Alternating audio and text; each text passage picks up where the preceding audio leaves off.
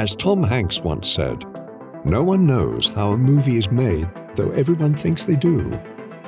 From a flicker of an idea to the flickering image on screen, the whole process is a miracle. This series will cover the entire filmmaking process, from script to screen. In this episode, we'll start at the beginning, the development process, examining how filmmakers get their stories greenlit and financed. Show me the money. Show you what money? Show me the money. Show me the money. Nothing? These are the stages of filmmaking. Development. Before we begin, remember to subscribe to StudioBinder and enable notifications to catch all of the future episodes in this series. In today's episode, producer Alex Sachs will help illuminate what it takes to get through the initial stage of film production. My name is Alex Sachs. I'm a film producer. I have produced movies like The Florida Project and the recent Jennifer Lawrence comedy No Hard Feelings. I have a movie in post right now called It Ends With Us, starring Blake Lively, based on Colleen Hoover's book. Let's get started. I got an idea for a movie. The development process in filmmaking refers to the inception of a movie, from coming up with an idea, turning it into a screenplay, and getting funding.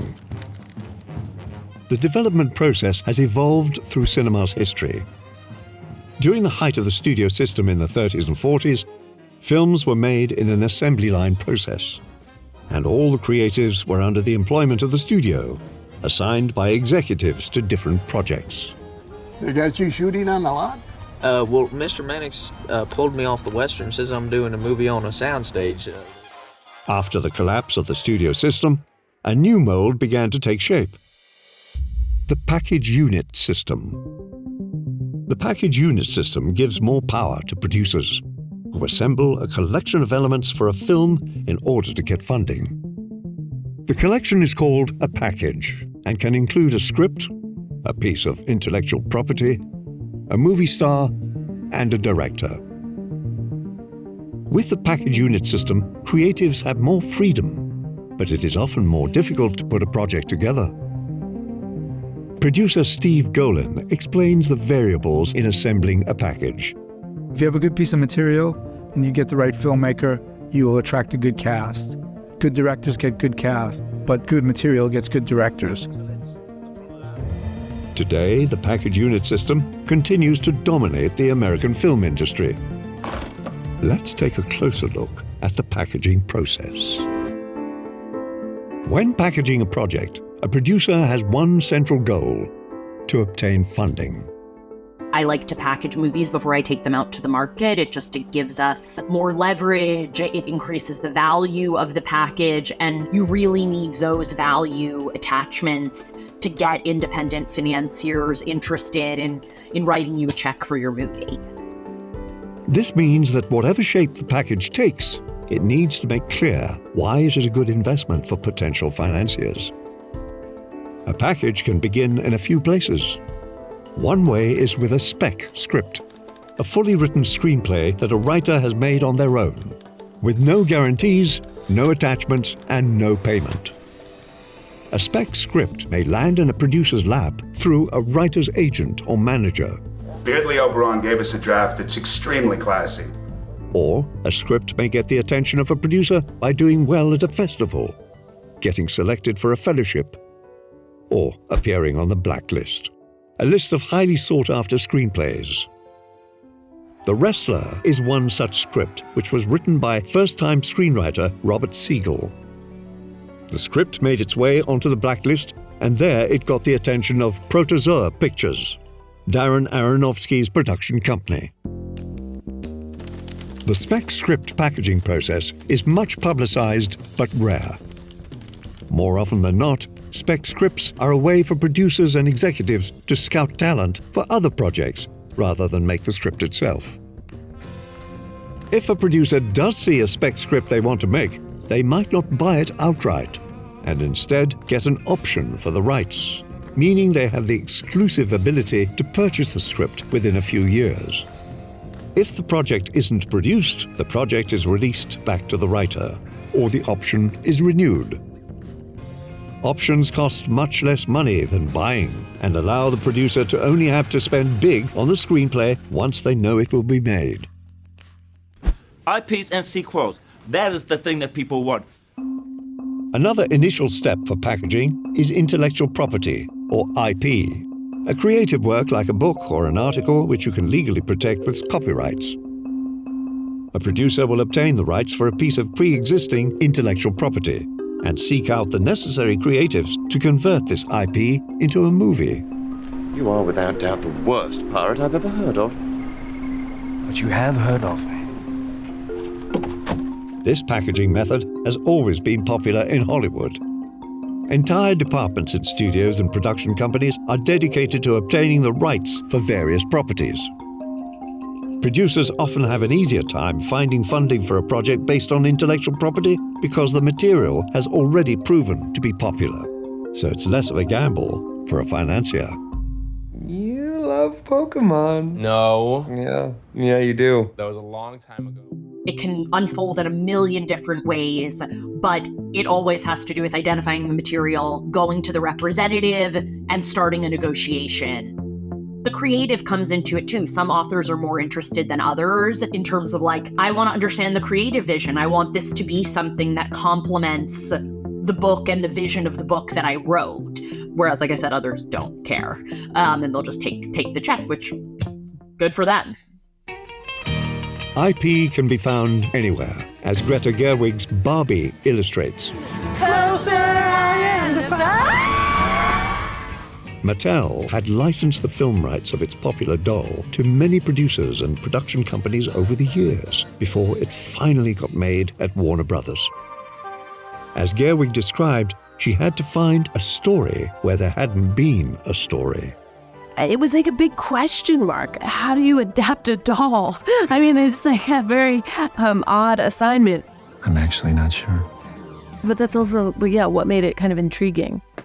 Get that Barbie! There are a few considerations to take into account when acquiring rights to IP.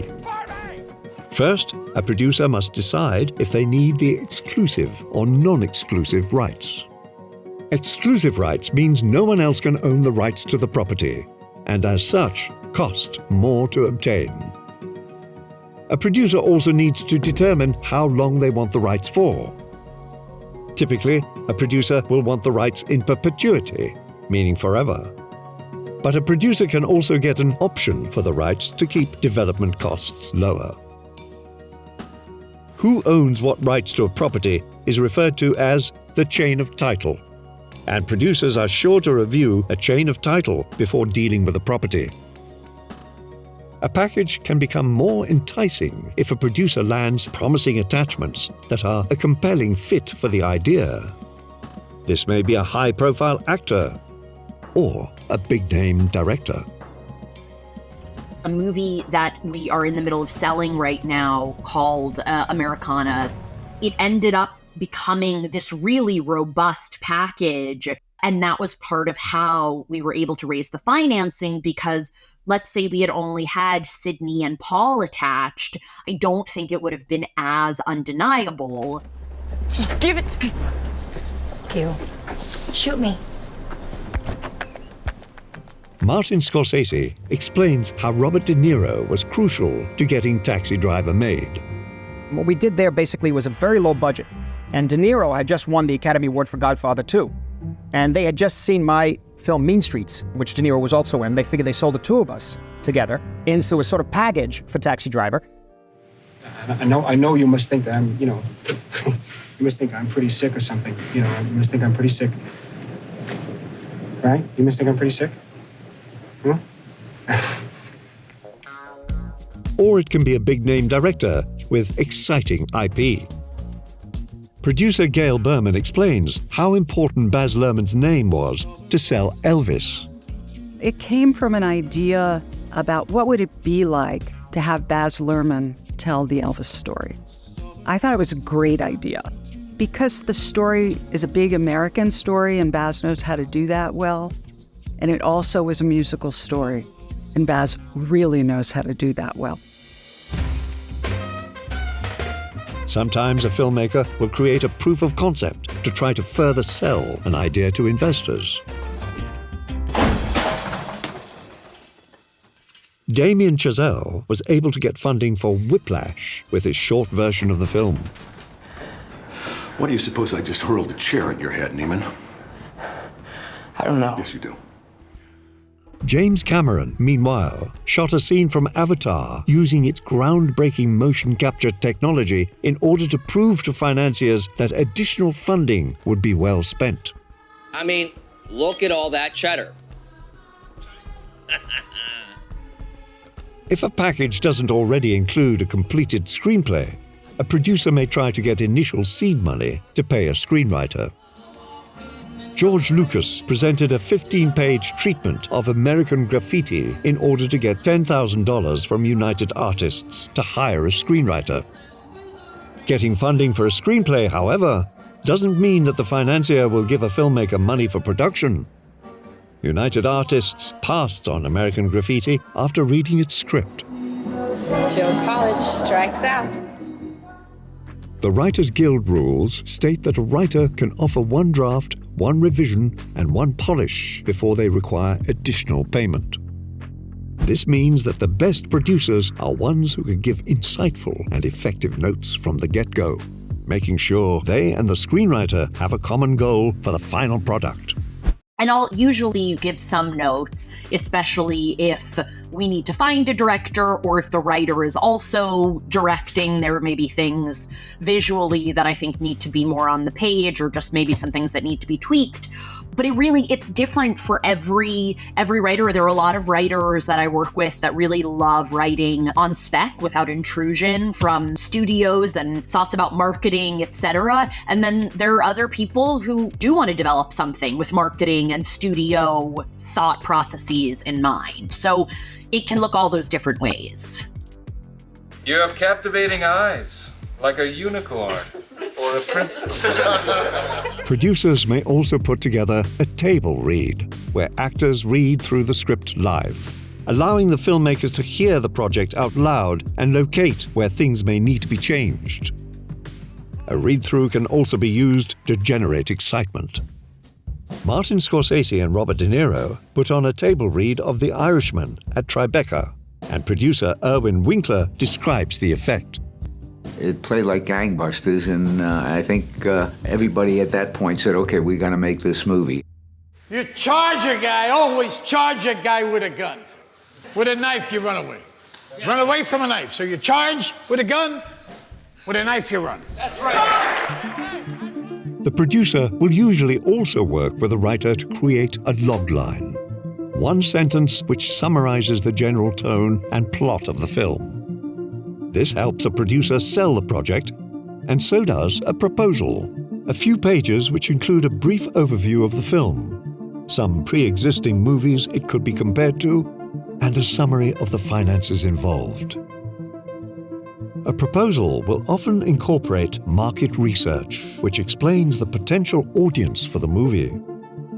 As veteran producer Todd Black explains, I always tell young producers, set yourself apart by having material that's good and commercial.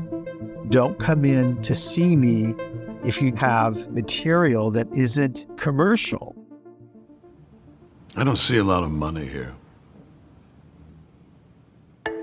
a producer will also put together a pitch, which is similar to a proposal, but is more focused on generating excitement for a project and is typically delivered verbally.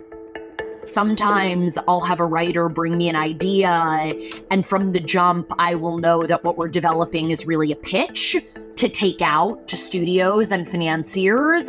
Sometimes they don't need much development, which is amazing because it's just much less heavy lifting, and frankly, it's always nice to read a screenplay that's kind of already singing. I mean, pay the man! He's a genius! Beautiful. Ugh. Filmmakers will sometimes supplement a pitch with concept art, especially if they are hoping to build a fantasy world. Once a package is put together, a studio or production company may agree to make it. This is called green lighting. But even after obtaining a green light, a project's completion isn't guaranteed. You're kidding, right? A green-lit film can be put in turnaround, which is when a studio halts the production of a film and usually tries to sell it to another studio. This can happen if a studio changes hands or if other mitigating circumstances arise. This happened with Steven Spielberg's E.T. Columbia decided to halt the development of the project, doubting there was an audience for it. Big mistake. Big. Huge. And Spielberg had to convince Universal to purchase the script from Columbia for $1 million. Failure to obtain a green light may send a project into what is called development hell, where a package may languish in various iterations for years. This may be because a studio owns the rights and doesn't want to sell them, or attachments to the project drop out. This doesn't necessarily spell doom for a film, however. Projects like Dallas Buyers Club and Mad Max Fury Road spent years in development.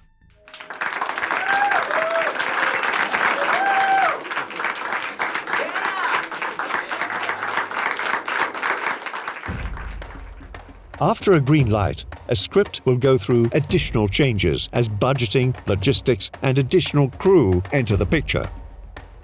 Once a script is nearing its final iteration, the producer will create an estimated budget, typically broken down into production, post-production, and distribution costs. This estimation is rough, but it is crucial for the next step of the process: financing. Film funding methods can be split into two different camps: financing for studio films and financing for independent films. Let's begin with studio financing. Studios typically have more established routes toward financing, since their projects usually earn more money. One type of financing for a studio is pre-sales. This is when a film is licensed to a distributor to distribute a film in a given territory. For example, a distribution company in Japan will prepay for the right to distribute the film in Japan. Today, pre-sales may not just be theatrical rights. Instead, a production company may choose to pre-sell with streaming platforms, licensing the rights to stream a film in different territories. Filmmakers sometimes would go to a French distributor or a French distributor and an English distributor, and that would be enough money, just those two territories, to maybe fund the movie. And then everything else, once the movie is done, is upside. Pre-sales typically depend on a film's attachments. If there are big names involved, pre-sales are more lucrative. A studio can also use gap financing, which are loans that are based on a film's unsold rights. This means a studio doesn't have to use pre-sales and can instead anticipate the money from the eventual sales to distributors once the film is finished. Another form of studio financing is a negative pickup, where a producer sells their movie to a studio and the studio gains distribution rights so that the profits are split between the producer and the studio. In other words, the producer or production company will be responsible for the initial funding of their film, with a contract from a studio that they will buy the project upon completion. This means that if a film goes over budget in production, the producer has to make up the difference themselves. This can create a tremendous amount of pressure, as it did on Superman, where budget concerns resulted in tension between producer Pierre Spengler and director Richard Donner. Bad vibrations? There is also slate financing, which is an investment in a slate of films, typically by private equity firms or hedge funds. This mitigates the financial risk, since there is a higher probability one of the films will be a success. A lucrative example of this investment approach was the 2005 deal between Warner Brothers and Legendary Pictures, which secured $500 million in private equity funding for a 25-film slate. Though some films included in the slate, like The Ant Bully or Lady in the Water, were not box office hits, they were offset by the success of other projects like 300, The Dark Knight, and The Hangover. I think it's safe to say that our luck has officially turned around, guys. We are back, baby. We are f***ing back. We're back. Classic. The reverse of this approach is a co-production, when multiple studios will finance a film and divvy up its rights. Orson Welles, who famously had difficulty finding funding for his later works, made Chimes at Midnight as a co-production. The film was financed by Spanish production company Internacional Films and Swiss production company Alpine Films. Another source of money for a studio film can be found in product placement, where a brand will pay to have their product in a movie. Well, that's where I see things just a little differently. Contract or no, I will not bow to any sponsor. Heineken reportedly paid nearly $45 million for this appearance in Skyfall. I actually think brands are going to continue to infiltrate entertainment more and more. As we are losing market share of general audiences, we need financial support from other industries that benefit from celebrities and content, etc. So I think we're going to continue doing more and more with brands. Similarly, there is the military entertainment complex, where the US Department of Defense will collaborate with studios on certain action movies. Top Gun, for example, got production assistance from the US Navy. In return, the film positively portrayed the military branch, helping to rehabilitate its image after Vietnam.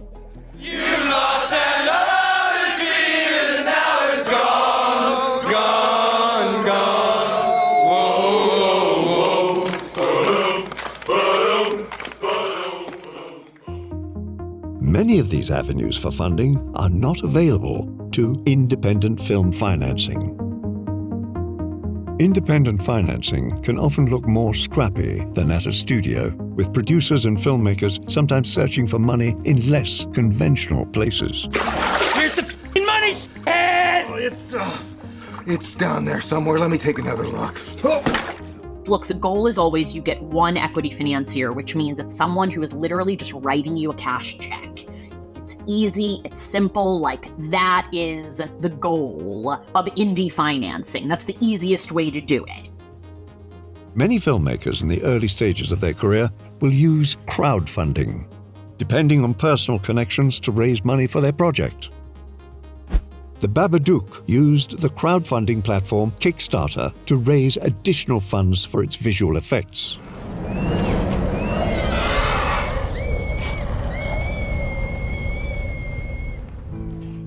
The Coen brothers, meanwhile, funded Blood Simple by shooting a trailer and showing it to private investors, inspired by Sam Raimi's approach for Evil Dead. Sam sort of taught us that if you ask people to, call them up on the phone and ask people to invest in a movie, they'd tell you to go to hell. But if you said, I have a piece of film I want to show you, then some of them would let you to come into their living room and set up your little projector and show it to them. Grants are another route toward funding. These are funds given by institutions like a government or non-profit that do not have to be paid back. Spike Lee's first film, She's Gotta Have It, got initial funding from various New York-based grants.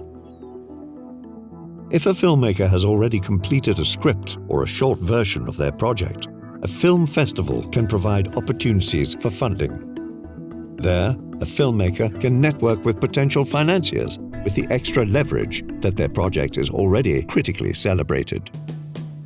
Wes Anderson secured funding for his first film, Bottle Rocket, when its short version was screened at Sundance. James L. Brooks saw potential in the project and offered to produce the feature. The American film market provides another opportunity for financing. Filmmakers can give presentations and network with financiers. We can announce a package for the first time, a script, a director with cast attached, and get interest It's almost like you need to sell something at a market so that 3 to 4 months later, you could actually make the movie. Independent filmmakers can find additional funding through private equity firms, investment companies that manage pooled investments of large amounts of money. These firms will bet their money in the hopes of a big payout on the back end. Small films are high-risk investments, however. Usually, private equity firms will only fund independent production companies with proven track records. Bond companies can help a film garner investments. These are companies that act as guarantors, a third party that will lower the risk for investors. A completion bond dictates that a film must be done on time and within budget. If a film is unable to be completed, the company will assume the rights of the project. It's no longer your film. Another financial resource is called bridge financing. A short-term lender provides a loan to secure an attachment with an investor's promissory note as collateral. This loan gives the producer the money to obtain said attachment, like a pricey director or actor.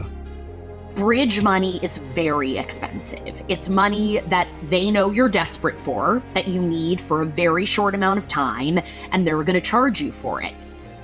This is something that came to be a necessity when people started making more and more independent movies and structuring financing and, just wanting to figure out how to do things outside the system. Of course, a filmmaker can also self-finance their project. This is an incredibly risky endeavor, since in all likelihood, the filmmaker will not make their money back. And even independent projects can become quite expensive.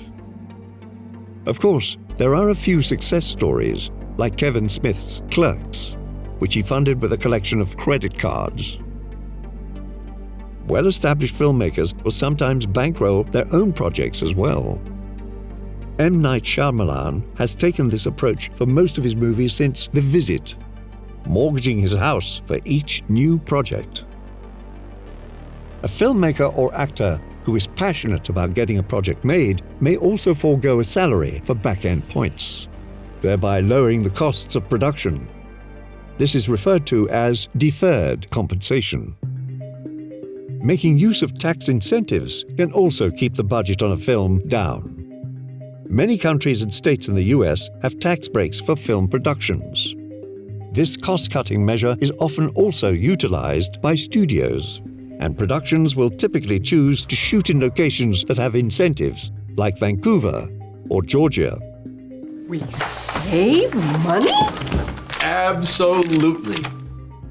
Making a movie requires creativity, and this applies to acquiring funding as well. The best producers are constantly finding creative ways to secure the money they need. Show me the money! Show me the money! The development process is one of the most difficult stages in filmmaking. It can be filled with rejection, delays, and frustration for even the most successful filmmakers. But with a clear vision, a compelling package, and some financial savvy, anything is possible. For the full interview with Alex Sachs, you'll find the link in the description to our StudioBinder Academy channel. And be sure to subscribe and click the bell to catch our next entry in the Stages of Filmmaking series, where we'll cover everything involved in pre-production, including budgeting, hiring a crew, and pre-visualizing your movie. Start your next entry into the development process with StudioBinder's screenwriting software. Until next time, we hope you find your green light at the end of the tunnel.